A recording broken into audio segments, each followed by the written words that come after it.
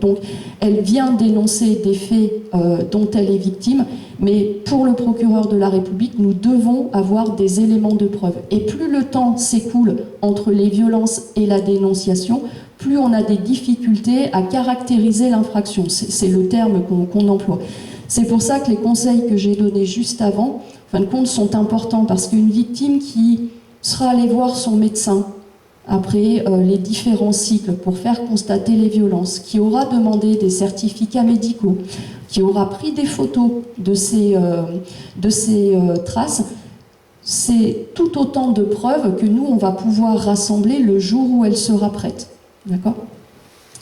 La victime, bien lui indiquer qu'elle peut venir, même si elle n'a pas de certificat médical à présenter.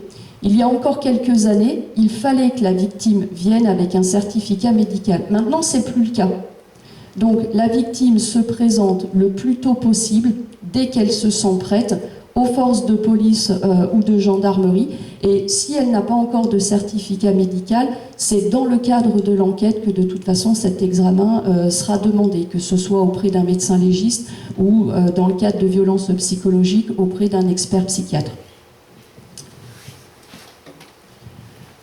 Vers qui m'orienter quand je suis victime et comment dénoncer? Je vous ai mis ici une petite diapo pratico-pratique, parce que quand on a préparé cette conférence, moi c'est ce qui m'est apparu important à vous communiquer sur une conférence comme ça d'un format assez court. Je ne vais pas vous expliquer concrètement comment se passe une procédure, je ne vais pas vous expliquer concrètement le recueil de la parole.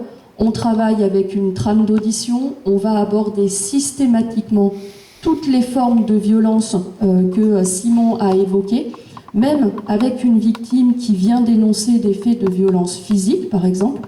Nous allons aborder toutes les autres formes de violence, parce que certaines victimes peuvent déjà subir ces autres formes de violence sans l'avoir clairement identifié ou sans savoir que ça constitue une infraction pénale.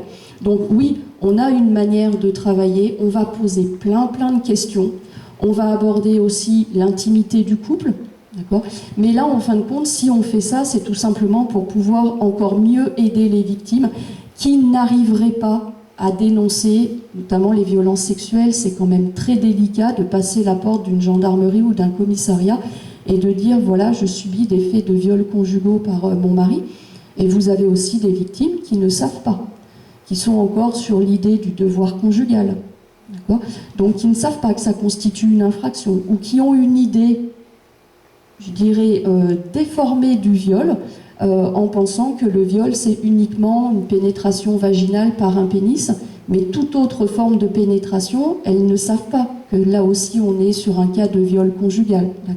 Donc on va avoir une trame qui va nous aider, et notamment nos camarades en unité, qui auraient peut-être pas l'habitude, puisque moi c'est mon quotidien, aussi bien les enfants que les victimes de violences conjugales, mais tout militaire de gendarmerie va s'appuyer sur cette trame d'audition pour être sûr de ne pas passer à côté et d'aider la victime à verbaliser et à libérer sa parole. Donc oui, on travaille tous de la même manière. L'idée, c'est, une fois que la victime a accepté de franchir le pas d'une brigade de gendarmerie, qu'on puisse l'aider à dénoncer et puis des fois à réaliser aussi. Donc on va avoir un questionnement particulier et dans beaucoup de situations, notamment dans le cadre des violences sexuelles, moi j'ai des victimes qui découvrent pendant l'audition que les rapports contraints qu'elles subissent depuis des mois ou des années constituent un fait de viol, alors qu'elles étaient persuadées que parce que c'est leur conjoint, en fin de compte, elles avaient juste à attendre. Et puis, donc là, on est vraiment dans une approche globale de la victime sur l'ensemble des violences qu'elle pourrait subir. Vous avez ici tout ce qui a été décliné, notamment au moment des confinements, parce que, oui, le confinement, vous le savez peut-être pas, mais le confinement a été le moment où il y a eu très clairement une augmentation des violences conjugales. Nous, on a pu l'observer sur nos interventions, sur les dépôts de plainte, Parce qu'à partir du moment où vous empêchez les gens de sortir, ben, quand il y a de la violence conjugale, cette violence va être décuplée. Donc il y a maintenant la possibilité, alors toujours en cas d'urgence, bien évidemment le 17, ce qui va permettre de déclencher l'intervention d'une patrouille immédiatement, mais vous avez également le 114, puisque maintenant les victimes peuvent également déclencher une demande d'intervention par le biais d'un SMS, toujours le 115 et le 119, mais ça on va le voir juste après. Vous aviez également la possibilité, et c'est maintenu pour les victimes, d'aller dénoncer dans les pharmacies. Un point qui est très important, qui a été mis en place également pendant le confinement, c'est la plateforme de signalement pour les violences sexistes et sexuelles. L'avantage de cette plateforme de signalement, c'est qu'elle est complètement anonyme.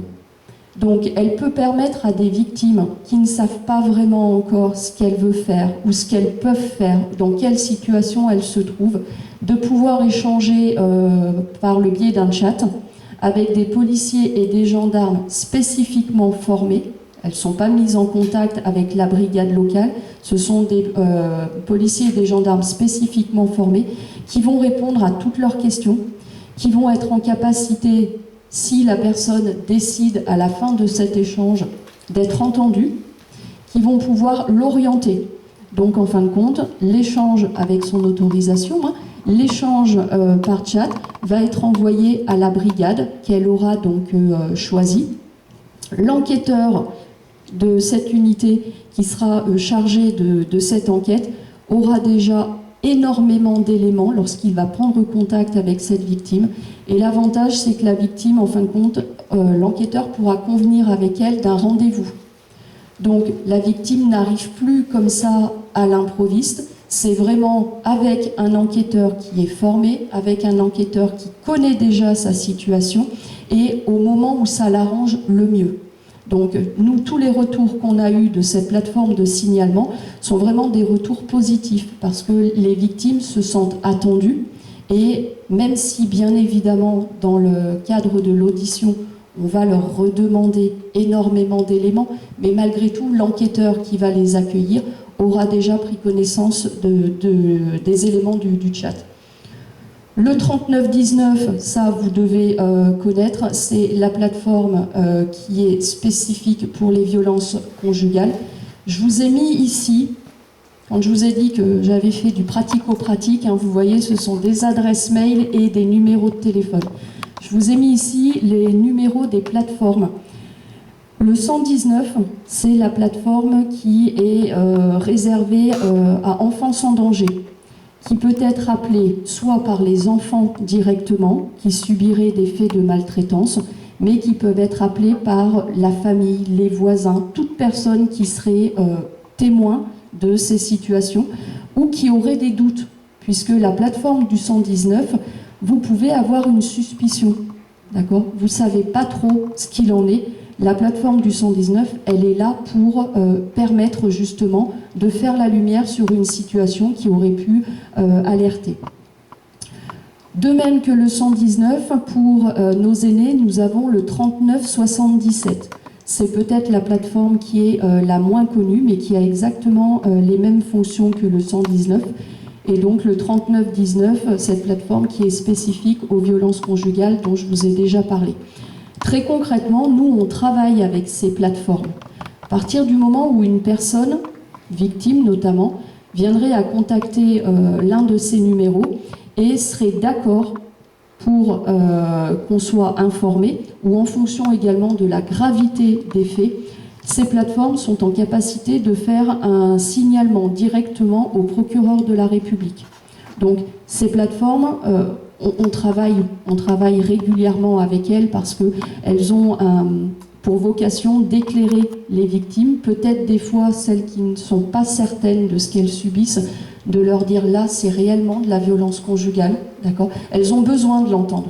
Elles ont besoin que quelqu'un d'extérieur confirme ce qu'elles ont peut-être déjà ressenti ou compris, ou alors leur dise clairement mais là ce que tu subis, c'est pas normal. D'accord ? Simon vous a parlé des différentes formes de violence. Il y a une forme sur laquelle il a peut-être moins développé, ce sont les cyberviolences. Les cyberviolences, ce sont toutes ces violences qui vont être exercées par le biais du numérique, les nouvelles technologies. Donc que ce soit le cybercontrôle, le cyberharcèlement, la cybersurveillance. D'accord ?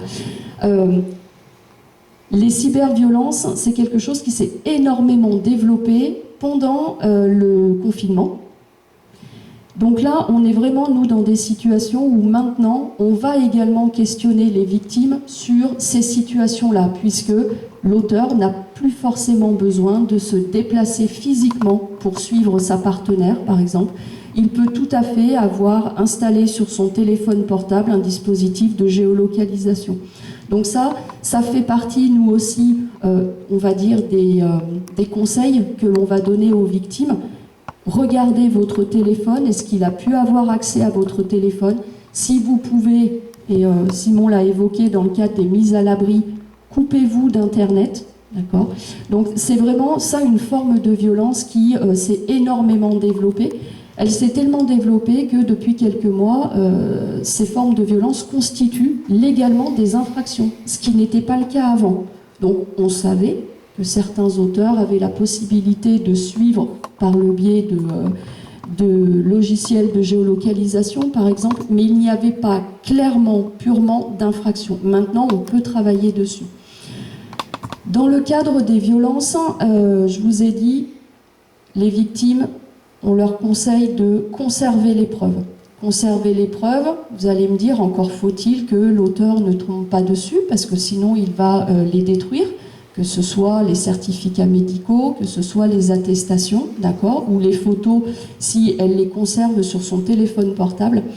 Donc moi je voulais vous présenter la plateforme Mémo de vie.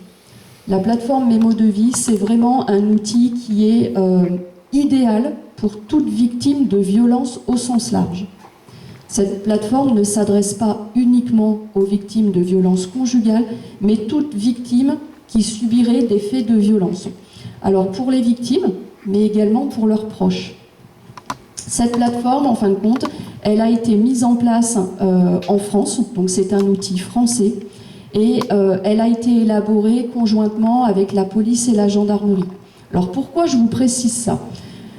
Il existe d'autres plateformes à l'étranger qui peuvent permettre également de stocker des informations. Le problème, c'est que dans le cadre d'une procédure pénale, si ce site est à l'étranger, ce site n'a aucune obligation de répondre à nos réquisitions.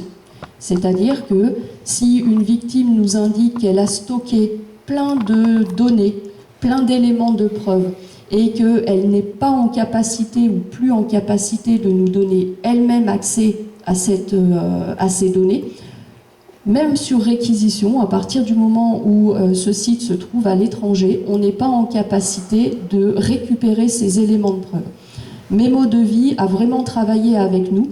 On sait qu'à partir du moment où on a besoin d'accéder, alors soit avec l'accord de la victime si elle est en capacité de nous le donner, ou si elle n'est pas plus en capacité de nous le donner, on aura la possibilité d'accéder à cette plateforme de stockage. Alors comment cette plateforme se présente? Elle a 4 fonctionnalités. Moi je vais vous présenter très brièvement les 2 premières. Le journal et l'espace sécurisé. Ensuite vous avez une bibliothèque et les contacts utiles. Donc je ne dis pas que ce n'est pas des fonctionnalités intéressantes, mais vous aurez la possibilité, parce que vous pouvez vous aussi, aller consulter et voir cette plateforme. Mais les 2 premières fonctionnalités, nous, vont être essentielles dans le cadre d'une procédure. Ces fonctionnalités se présentent de cette manière-là. Vous avez sur la partie de gauche le journal. Vous avez le journal avec la possibilité de mettre un titre, la date, d'accord. Vous avez des pastilles de couleur. Les pastilles de couleur, elles vont correspondre au sentiment de sécurité que ressent la victime au moment où elle se connecte. Ces pastilles de couleur, quelque part, elles vont également nous rappeler le cycle de la violence. Une victime qui se sent totalement en sécurité le jour où elle se connecte, elle va mettre une pastille verte. Et puis au fur et à mesure où ce sentiment de sécurité diminue, elle va passer au jaune, à l'orange, au rouge, et la dernière pastille, c'est situation de danger. D'accord ? Elle a ensuite la possibilité de mettre une description de ce qui lui est arrivé. Et là, l'avantage, c'est que cette description, elle peut se faire dans n'importe quelle langue. Donc même les victimes qui, Simon l'a évoqué, qui sont arrivées en France, mais qui peut-être ne maîtrisent pas bien la langue française, cette plateforme, elle est vraiment intuitive, puisqu'elle remplisse les éléments dans la langue qu'elle souhaite. À partir du moment où le journal a été rempli, quand la victime va se reconnecter, elle va pouvoir voir l'alternance des couleurs. Et là aussi, c'est leur faire comprendre que, bizarrement, quand il y a eu une connexion en vert, les fois suivantes, on va plutôt basculer sur du jaune, orange, rouge, voire parfois marron, et que ça fait quand même un petit moment qu'il n'y a pas eu de pastille verte. Donc là, c'est aussi les aider à comprendre ce cycle de la violence, même si les associations travaillent beaucoup dessus. Sur la partie du milieu, vous voyez mes documents. C'est une zone de stockage qui est énorme, puisque les victimes ont la possibilité de stocker toutes les photocopies de leurs papiers d'identité. Ça permet de lutter contre les violences administratives, la destruction des papiers d'identité. Quand vous n'avez plus aucun papier d'identité, vous comprenez bien la difficulté pour une victime d'engager des démarches. D'ailleurs, on n'a même pas besoin d'être victime quand on perd sa carte d'identité ou son permis de conduire. Généralement, c'est très compliqué le temps de recevoir le renouvellement de nos papiers quand on a la moindre démarche à faire. Donc là, vous avez la possibilité de stocker aussi bien des photos, des vidéos, des scans que la personne pourrait faire de ces différents papiers, des enregistrements audio, elles peuvent tout stocker. Et vous voyez en bas de chaque capture d'écran, vous avez un petit bouton « Vite, je quitte ». Vite, je quitte, l'avantage c'est que si la victime se trouve sur son mémo de vie et que son partenaire violent arrive, il lui suffit d'appuyer sur « Vite, je quitte ». L'application va se fermer automatiquement, il n'y a aucune trace dans son navigateur de recherche, d'accord ? Même si l'auteur prend son téléphone ou se met derrière l'ordinateur et qu'il fait un retour sur la page arrière, il n'y a aucun moyen de retrouver la page sur laquelle elle se trouvait. Donc ça, c'est vraiment, je dirais, un outil qui est idéal parce que nous, forces de sécurité, ça va être une mine d'informations énorme. Ça va permettre aux victimes de ne plus se retrouver sans papier. Même si le papier physique a été détruit, elles ont quand même une copie de ces éléments. Voilà, donc moi j'ai été très pratico-pratique, je le répète, sur les conseils que je peux donner, mais l'idée en fin de compte c'est ça. Si je devais résumer ce que j'ai pu évoquer, il faut parler. Que la victime s'adresse aux forces de police et de gendarmerie ou à une association ou à tout professionnel en qui elle a confiance, il est impératif que la victime ne reste pas seule, ne reste pas isolée. Pour la famille, même si ça peut être parfois compliqué de comprendre ces allers-retours, ces changements d'état d'esprit, il faut que la victime se sente entourée. À partir du moment où la victime fait constater qu'elle conserve tous les éléments de preuve. Nous, on peut récupérer ces éléments de preuve jusqu'à 3 ans après les faits. D'accord ? Donc, même si la victime, bon, l'idée c'est quand même qu'elle vienne dénoncer le plus vite possible, parce que ça nous permettra de la mettre en sécurité le plus vite possible grâce aux associations, grâce à Vifil, mais on a la possibilité de récupérer les éléments de preuve jusqu'à 3 ans. D'accord. Il y a eu énormément de formations de fait sur l'accueil des victimes. On sait que c'est encore perfectible, mais très concrètement maintenant, on sait, on a été formé, on comprend ce que vit une victime. On va être en capacité, grâce aux partenaires avec lesquels on travaille, de bien accompagner et de bien prendre en charge une victime de violence conjugale. Et vous voyez, j'ai terminé sur une affiche concernant les enfants. Parce qu'effectivement, les enfants ont longtemps été considérés comme témoins des violences conjugales, les répercussions sur les enfants sont tout aussi dramatiques que les répercussions sur la victime directe. C'est même pour ça que maintenant, les enfants sont considérés comme co-victimes des violences conjugales. D'accord ?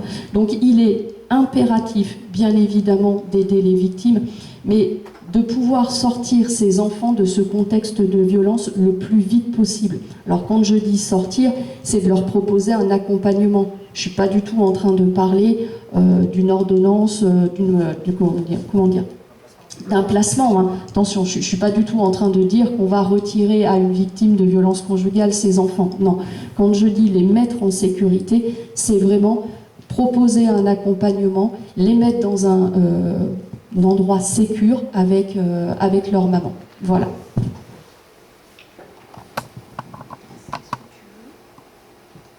Moi, j'aimerais bien que tu dises 2 petits mots sur... parce que c'est la brigade locale. Donc, toi, ils te connaissent plus que moi. Et c'est vrai que... Alors, j'étais une ancienne de Tassin. D'accord ? C'est pour ça que je connais très bien l'unité. Mais pour le coup, vous avez des gendarmes qui sont... avant même d'être formés, vous aviez déjà des gendarmes qui étaient très impliqués dans la prise en charge des violences conjugales. Maintenant, c'est encore mieux, ils sont encore plus formés. Mais là, concrètement, j'aimerais bien que le Major H puisse dire quelques mots. Avec plaisir. En effet, je peux vous confirmer que ce soit la brigade de Tassin, mais également toutes les brigades du Rhône, nous avons été formés, et je dirais même plus que formés par l'adjudant de Bonnefond, car elle a été précurseur en la matière. Une chose est sûre, c'est qu'aujourd'hui, l'accueil des victimes est primordial au niveau des gendarmeries. Et qui plus est, j'ai plus le terme. Au niveau national, c'est même plus une volonté. On doit se battre justement pour que ces violences intrafamiliales, que les chiffres en tout cas baissent au maximum. Et pour nous, aujourd'hui, en tout cas à Tassin, mais je peux parler également de mes camarades autour, c'est essentiel. L'accueil aujourd'hui, c'est fini l'époque où on accueillait de façon mais plus que maladroite les victimes à l'accueil. Maintenant, dès que l'on sait que l'on a une victime de violence intrafamiliale, on l'accueille tout de suite, on met un protocole en route, en fait, en marche, de façon à l'isoler, de façon à ce que les autres personnes qui attendent pour d'autres plaintes ne soient pas au courant, n'entendent pas la moindre chose, et surtout pour la mettre en confiance, l'accueillir comme il se doit, avec les outils que l'on nous a donnés. À Tassin, tous les gendarmes ont été formés.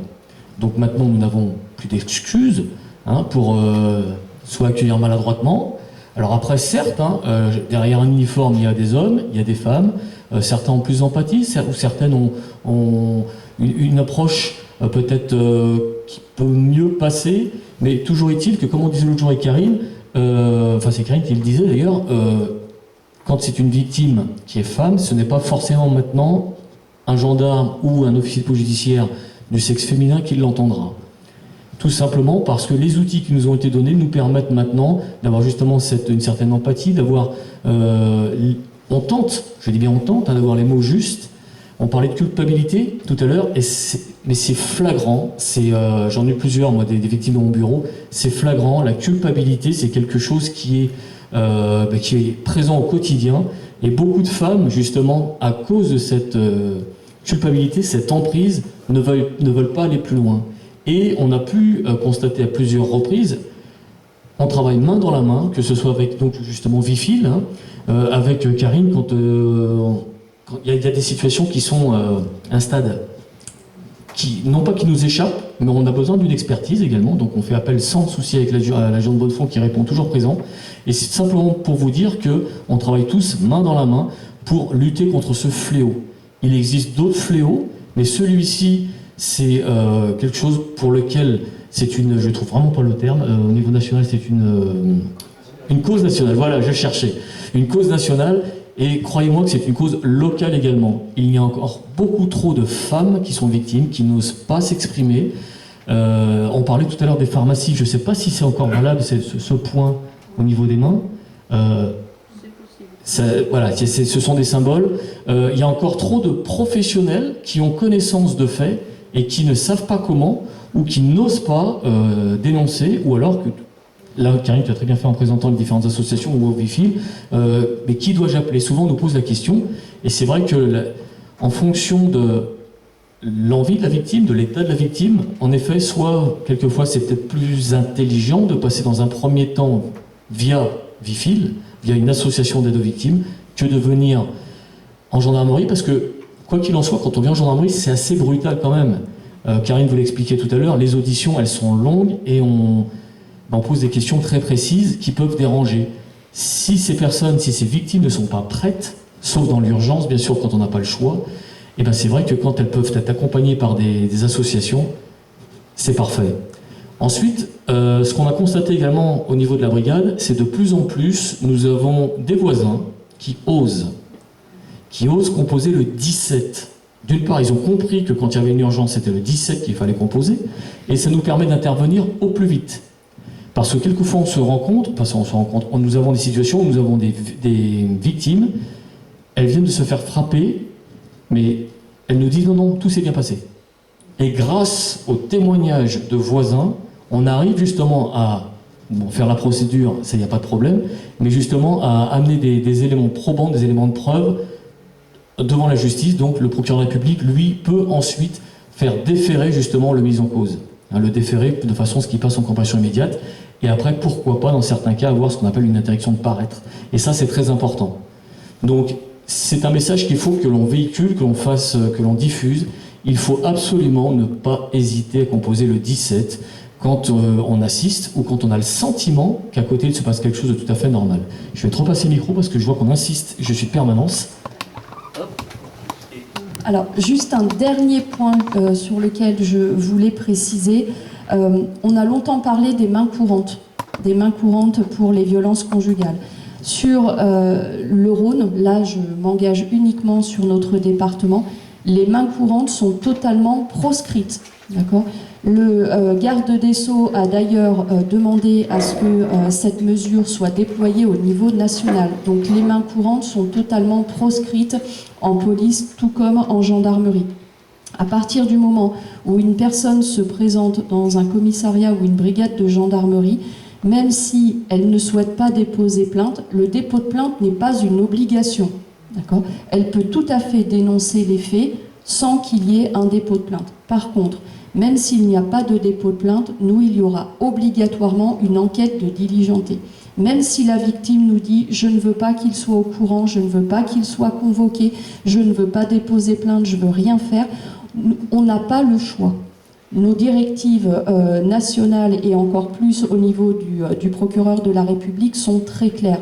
Nous devons immédiatement diligenter une enquête et vérifier. Donc quand le Major H vous parlait effectivement des voisins qui pourraient avoir des doutes, le signalement par les voisins va permettre de diligenter une enquête pour faire la lumière sur ce qui se passe. Si on n'est pas du tout sur des situations de violence conjugale, au moins l'enquête aura permis de déterminer qu'il n'y a pas de violence conjugale. Si par contre c'est la réalité de ce couple, là ce sera une victime qui aura été aidée par le témoignage des voisins. Voilà. C'était vraiment moi le dernier point sur lequel je voulais insister parce que c'est vrai que la question de la main courante revient régulièrement et là pour le coup on ne peut pas nous faire autrement que de diligenter une enquête et de faire remonter les faits au procureur de la République, même si la victime nous supplie de ne pas faire d'enquête ou de ne pas contacter le procureur ou informer son partenaire. On n'a pas le choix. Voilà. Vous avez des questions Oui. Moi, je voudrais revenir sur la violence interfamiliale n'a pas forcément son origine à l'intérieur même d'une famille. Ça peut aussi provenir justement, bon, il y a quelques années en arrière, globalement, c'était l'alcool qui amenait ces violences. Maintenant, il faut rajouter la drogue. Et il faut rajouter aussi le train, la société qui déstabilise au niveau du travail certaines personnes, de ce fait qu'il arrive à la famille. Et là, c'est là que ça dégénère, parce que le conjoint, très souvent, il n'a que l'amour à proposer comme solution. Mais l'autre n'entend plus, et c'est là que ça dégénère. Vous voyez ce que je veux dire ? de ce fait, parce que moi j'ai eu l'exemple d'une personne qui était une enseignante, et elle était accro à son mari. C'est-à-dire on lui disait de porter plainte, etc., mais elle n'entendait pas ça. Et je pense que maintenant, dans la même situation 30 ans après, grâce à ces plateformes, peut-être qu'on aurait, grâce à ça, on aurait peut-être pu sauver ce couple-là. Voilà. En tout cas, ce que vous mettez en avant, c'est des espaces de parole. C'est un espace de parole. Maintenant, on a l'occasion de pouvoir avoir un espace de parole dans les services de police et de gendarmerie, ce qui est très bien. Nous, association spécifique, on propose un espace de parole. Alors après, franchir les portes d'une association spécifique, ça peut aussi compliqué pour une victime. Voilà. L'idée, c'est de vraiment, en tout cas, à travers ces espaces, et ce soir, ça en fait partie, en tout cas, c'est ces formes de sensibilisation, de pouvoir dire que oui, moi je parlais de disponibilité tout à l'heure. En tout cas, la chose qui est sûre, c'est, pour reprendre les propos d'Ernestine Ronaille, qui est directrice de l'Observatoire des violences faites aux femmes dans Seine-Saint-Denis, on ne peut pas faire comme si on ne savait pas. Voilà. Ça veut dire maintenant, qu'est-ce qu'on fait? Voilà. Et c'est dans ce qu'est-ce qu'on fait, il y a eu beaucoup d'éléments de réponse aujourd'hui, et qu'est-ce qu'on fait? C'est confier la parole. La prise de parole, elle est importante. Voilà. Et c'est peut-être la différence avec si on prend l'exemple d'il y a 30 ans, mais c'est ce qui fait toute la différence, c'est qu'on a eu, effectivement, il y a 30 ans, l'espace de parole en service de police et de gendarmerie. On vous entend. Ouais. L'espace de parole il y a 30 ans en service de police et de gendarmerie, bon, j'étais trop jeune pour le dire, mais je pense qu'il n'était pas pareil, il n'était pas le même. Voilà. Donc ici, il y a vraiment la possibilité de pouvoir...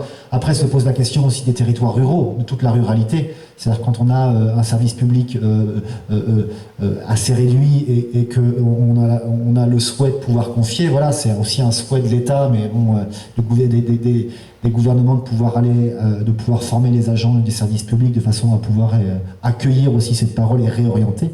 Mais voilà, il y a encore plein de choses à faire. Et en tout cas, nous, on est aussi attentifs à Vifil à des coins du département du Rhône qui sont assez vite oubliés. Voilà, il y a nos collègues de Solidarité Femmes Beaujolais qui ont ouvert depuis quelques temps, qui font un travail formidable et qui commencent un petit peu à investir des permanences au sein des mairies du Beaujolais, du Nord Beaujolais. Donc c'est très bien, il y a vraiment en tout cas un effort pour multiplier ces espaces de médiation et de dialogue. Et ce que vous nous avez présenté aujourd'hui, je pense que ça a tout à fait sa place au niveau de la formation, au niveau de l'éducation nationale, voire même de tous ceux qui sont responsables de services, EHPAD, etc. Enfin, alors, malheureusement, je pense dans le cadre de nos missions à la NPF, c'est vrai que je vous ai parlé... Pardon, dans le cadre de nos missions à la NPF, c'est vrai que je vous ai parlé de ce volet violence intrafamiliale, mais on a également des missions auprès de la jeunesse, auprès des seniors, auprès des personnes porteuses de handicap, et on a également tout un volet de prévention en milieu scolaire. Donc ça, ce sont des messages que l'on diffuse aux enfants. D'accord. Et il nous arrive très régulièrement, je ne vais pas dire systématiquement, mais presque, qu'à la fin d'une prévention, on ait un enfant qui vienne nous voir pour nous dire bah là, c'est ce qui se passe à la maison, ou je sais que ça arrive chez mon copain ou chez ma copine. Donc on a aussi tout un volet de prévention, voilà, pour essayer de libérer cette parole. Alors, il y a une dizaine de jours, j'ai assisté, j'ai eu la chance de rencontrer Marlène Schiappa à l'occasion d'une signature de convention. Et elle a eu des mots très justes, alors je préfère préciser que ça vient d'elle, hein, je ne veux pas m'accaparer ses propos, mais on parle énormément de la libération de la parole. Ce qu'elle nous a dit, c'est que les victimes, finalement, ont toujours parlé, mais on n'a pas su les écouter. Parce que la victime peut exprimer, mais pas forcément verbalement, mais elle peut exprimer ce qu'elle vit au quotidien par un mal-être, par des éléments qu'on n'était pas en capacité de comprendre parce qu'on n'était pas formé. Et c'est pour ça qu'elle a parlé, au lieu de parler de libération de la parole, elle a plutôt évoqué la libération de l'écoute et de tous les professionnels, en insistant sur la nécessité d'être tous formés, alors professionnels, mais proches, famille, témoins, tout le monde, à partir du moment où on sait comment ces violences peuvent s'exercer, et on a en tête qu'il n'y a pas que la violence physique, parce que celle-ci, on la repère tous, hein, on n'a pas besoin d'être formé, on la repère tous, mais quand on connaît les autres formes de violence, À partir du moment où on est formé, forcément, on détecte beaucoup plus facilement. Donc c'est vrai que j'avais trouvé ça très judicieux de parler, oui, de la libération de la parole, c'est important, mais surtout de la libération de l'écoute. Parce qu'à partir du moment où on sait bien écouter les victimes, on arrivera forcément à les prendre en charge et à les aider du mieux possible, dans leur intérêt et à leur rythme aussi. Sauf situation d'extrême danger, bien évidemment, où on ne va pas demander l'accord de la victime. Mais quand on est dans des situations où le départ, la prise en charge a pu être préparée grâce à des associations comme Vifil, pour nous, c'est d'autant plus facile, encore moins traumatisant pour la victime et surtout pour les enfants. Voilà. Je me lève pour que vous entendiez ce que je vais dire. Je suis désolé pour Marlène Schiappa, mais il se trouve que malheureusement, c'est elle qui a défendu Nicolas Hulot 2-3 ans en arrière, quand il a eu des histoires, et il s'avère qu'aujourd'hui, Nicolas Hulot avait bien commis ces faits qu'on lui reproche. C'était pas ma question, mais je voulais quand même, je voulais pas faire de politique non plus. Mesdames, je vais peut-être vous faire sourire, mais en réalité, je suis très très sérieux. Vous avez beaucoup parlé des femmes battues. Je voulais simplement juste vous dire, mais ce sont des expériences personnelles, qu'il existe aussi des hommes battus. Alors c'est vrai que c'est complètement marginal, ça ne concerne que 2 ou 3%, je crois, des violences intraconjugales. Un exemple, un monsieur qui m'a dit qu'il avait aménagé un lit de camp dans son garage, parce qu'il avait une femme alcoolique et irascible, et lorsqu'il voyait qu'elle venait vers lui avec une louche en métal, il allait dormir dans son garage. C'est un premier exemple. Un deuxième exemple d'un autre monsieur, excusez-moi, ça vous met en cause, mais c'était il y a 10 ans ou 20 ans, messieurs de la police et de la gendarmerie, je suis désolé, je ne voudrais pas vous courir la soirée. Allez-y. Mais je vous dis, c'est pour ça qu'il faut faire extrêmement attention à l'accueil que vous faites aux plaignants, ou un gendarme, puisqu'il s'agit d'un gendarme, encore une fois c'était il y a 20 ans, donc je suppose que ça peut plus exister aujourd'hui, avait dit au monsieur qui était venu se plaindre de recevoir des coups de son épouse, lui avait répondu, écoutez monsieur, vous faites 1m80 et vous me dites que votre épouse fait 50 kg, comment se fait-il que vous n'arrivez pas à vous défendre? Voilà, donc simplement, je voulais juste pour l'anecdote dire qu'il existe des hommes battus, il existe des couples homosexuels, hommes et femmes, où il y a également de la violence dans ces couples, et je voulais simplement, encore une fois, rendre hommage aux quelques hommes qui, malheureusement, sont victimes de violences. Merci, messieurs, dames. Alors, je voulais juste vous remercier du coup pour votre témoignage parce que effectivement, comme a pu l'expliquer Simon lorsqu'il vous a donné quelques chiffres, on sait que les femmes sont principalement victimes de violences conjugales, mais bien évidemment qu'il y a des hommes victimes de violences conjugales. Et c'est pour ça que là, on a parlé principalement des femmes parce qu'on est autour du 25 novembre, qui a été la journée internationale de lutte contre les violences faites aux femmes. Mais quand on reçoit une victime, dans le cadre d'une procédure judiciaire, on ne fait pas de distinction entre une victime homme et une victime femme. Et ce qui pouvait se faire il y a plusieurs années et qui était complètement inadmissible, on espère bien qu'aujourd'hui, avec tout ce travail de formation et de prévention, ça n'arrivera plus. Et on sait, on a parlé de la honte, de la culpabilité des femmes victimes, on sait pertinemment que pour un homme victime, cette dénonciation est encore plus difficile, d'accord? Donc là, bien évidemment, moi c'est quelque chose, ce sont des points sur lesquels j'appuie énormément en formation. On ne distingue pas un homme d'une femme lorsqu'ils sont victimes. On va parler et on va proposer les mêmes moyens d'accompagnement dès lors que la personne est identifiée comme une victime. Voilà. Et de plus, à Vifil, nous accompagnons aussi les hommes qui sont victimes de violences conjugales. Je voulais revenir sur les violences faites aux personnes âgées. Alors, soit par les enfants sur leurs parents, mais j'entends aussi dans ma profession beaucoup de personnes, de personnel soignant qui témoignent de violences du personnel soignant faites dans les EHPAD, faites sur les personnes âgées. Et ils sont complètement dépourvus, et les soignants ou les enfants qui sont aussi au courant de ça, comment on peut les aider dans ce cas-là?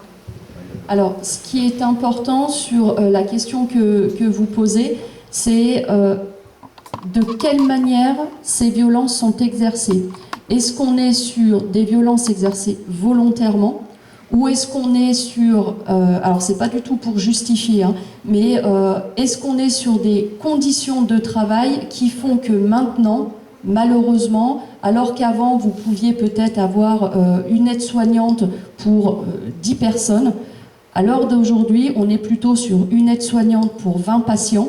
Donc effectivement, l'accompagnement, les soins prodigués par cette aide-soignante, même si elle fait très bien son travail, mais sur un même temps s'occuper de 20 patients au lieu de 10, on est aussi dans des situations où ça peut amener l'équivalent de la maltraitance, d'accord?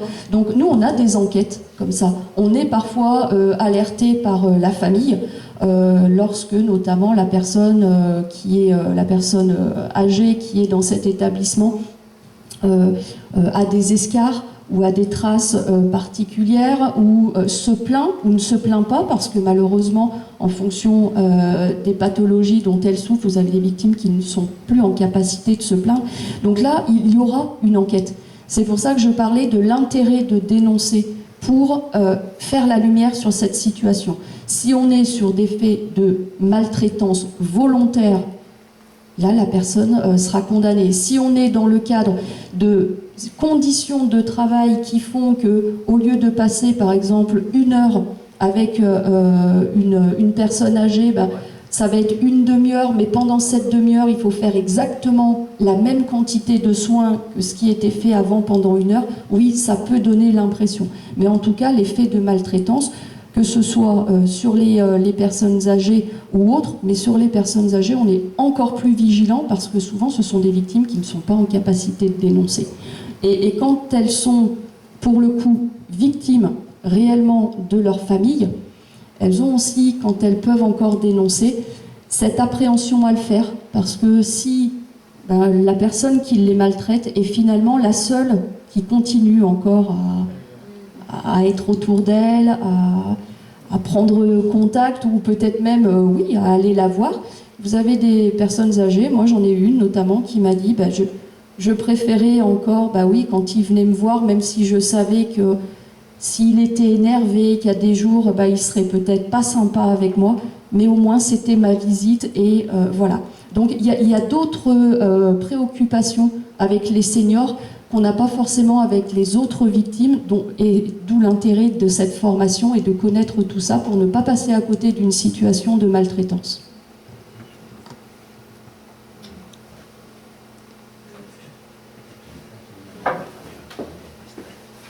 Madame, est-ce que vous avez toutes les réponses à vos questions? Parce que tout à l'heure vous aviez... Quasiment toutes. Ah, je vous l'avais dit, c'est magnifique. C'est bien, non, c'est génial. Donc on a été assez complet. En tout cas, n'hésitez pas, si vous avez des questions, on est à votre disposition, que ce soit Simon ou moi-même. Merci beaucoup. Merci beaucoup. Merci à vous. Merci. Bien.